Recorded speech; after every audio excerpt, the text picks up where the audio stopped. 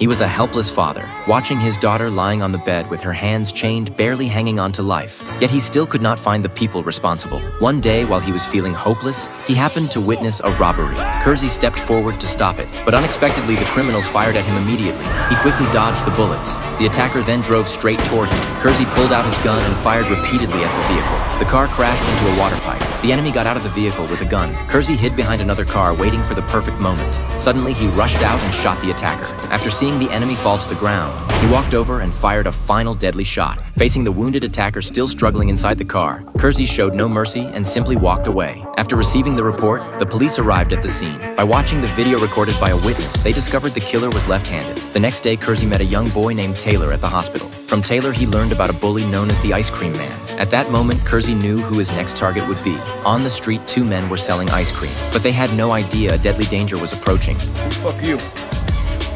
Your last customer.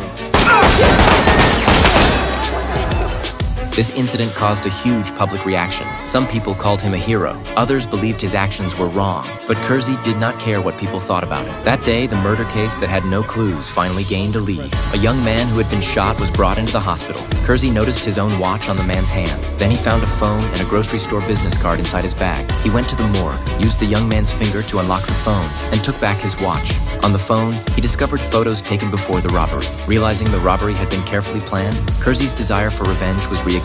He went into the garbage room, found the clothes worn by the young man, then entered the store shown on the business card. After the shop owner noticed the hospital tag on Kersey, he walked behind the counter, secretly sent a distress message, and prepared to pull out his gun. Luckily, Kersey noticed his movement through the mirror. He reacted faster, grabbed a knife and stabbed through the owner's hand, then forced him at gunpoint to find the items stolen from his home. At that moment, Kersey saw another enemy entering the store through the surveillance footage. Just as the man was about to shoot, Kersey quickly moved away. The store owner was shot directly in the head. The enemy tried to continue attacking, but suddenly slipped on the oil spilled on the floor. Kersey seized the opportunity, picked up a guitar, and smashed it hard into the man's face. Then he knocked a shelf over onto it. After that, he shot the enemy in the leg. Seeing him unable to fight back, Kersey stepped hard on his injured foot, unable to endure the pain. The enemy finally revealed the name of the fourth attacker, but Kersey became careless for a moment.